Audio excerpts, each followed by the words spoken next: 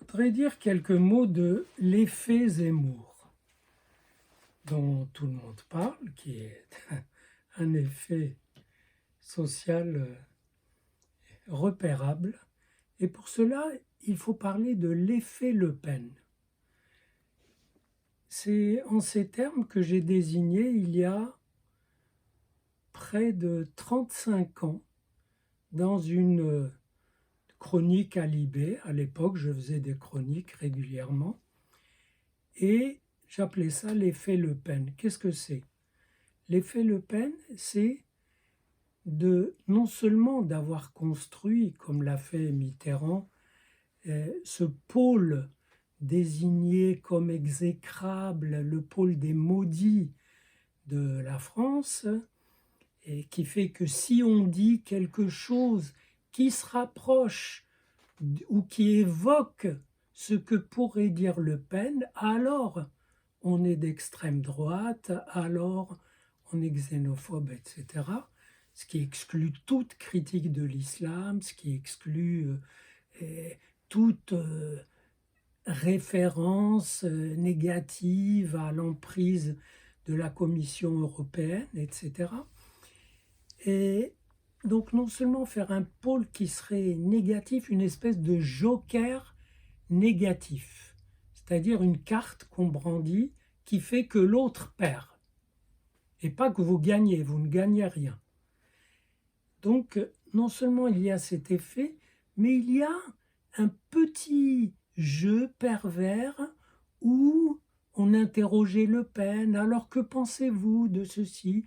Et il disait, et on pointait à quel point c'était scandaleux, c'est-à-dire que par le jeu avec les médias, on soulevait le voile de ce qu'il fallait refouler, puis on le rabattait.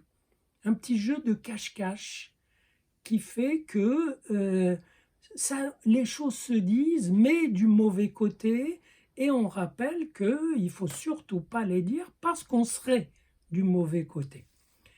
Quelle est l'importance de ce phénomène?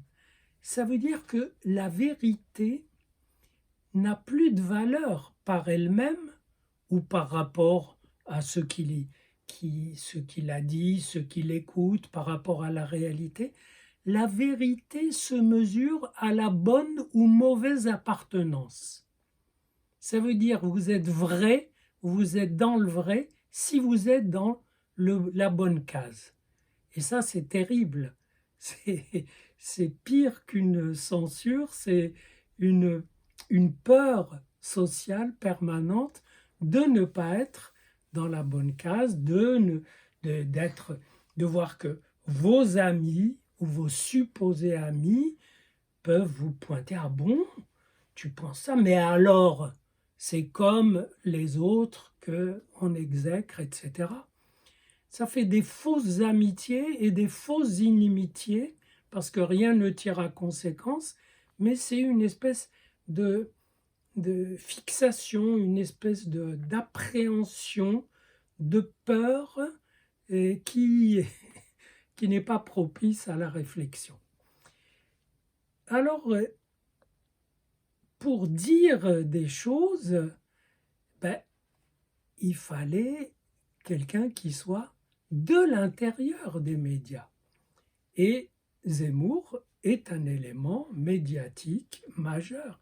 C'est en tant que journaliste, membre plus qu'à part entière de l'appareil médiatique, qu'il s'est mis à dire des choses parce que il s'est rendu compte, au fil de ce yo-yo électoral au présidentiel, d'un pays qui se trouve chaque fois au même rendez-vous avec un Le Pen, soit Jean-Marie Le Pen, soit Marine Le Pen, et un autre, sachant que tout autre ne peut que la vaincre.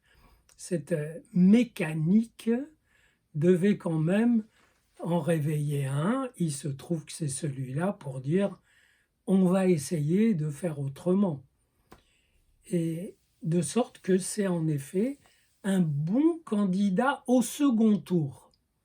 C'est-à-dire que la plupart des gens trouve qu'un second tour Zemmour-Macron est nettement plus intéressant qu'un second tour Le Pen-Macron.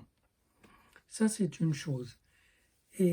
Mais pour y arriver, eh bien, il va dire toutes les choses qui étaient têtues, toutes les petites vérités têtues qui sont là, que tout le monde connaît, qui reviennent, et il va forcément les grossir, et les grossir démesurément.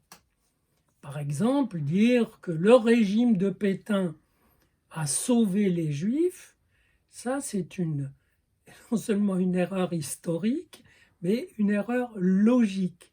Ça veut dire qu'il existe des éléments dans le régime de Pétain tels que il existe des Juifs qui ont été sauvés par eux. Vous voyez que ce n'est pas la même chose. Dire c'est pas la même chose, et il le sait, mais je pense qu'il se dit donnons un gage à l'extrême droite, sauf qu'il oublie naïvement, je crois, que la vraie question c'est est-ce qu'elle sera plus reconnaissante de ce petit signe pétainiste qu'elle n'est dans la haine du juif. Bref, il oublie qu'elle est antisémite, mais on ne sait jamais. Autre domaine, l'islam, il dit, c'est clair, on est dans la guerre civile, dans les débuts de la guerre civile, les musulmans vont faire le djihad, mais les musulmans vont faire le djihad, c'est faux. La vérité, c'est que il existe, quelle que soit la population importante islamique, il existe un petit groupe, des individus qui sont prêts au djihad. C'est pas vraiment la même chose, mais cette confusion entre le « il existe » et « quel que soit », donc entre la partie et le tout, vous savez que la métaphore, c'est prendre la partie pour le tout.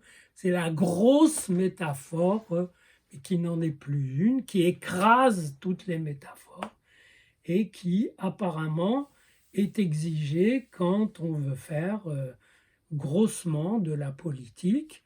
Et je crois qu'il n'a pas d'autre choix que de la faire sur ce mode grossier. Naturellement, il a beaucoup de détracteurs, mais ce qui est intéressant, c'est que les détracteurs semblent assez désarmés. Et c'est un point intéressant. Vous savez ce qu'il m'a rappelé? Il m'a rappelé le plaquenil, l'hydroxychloroquine dans la pandémie.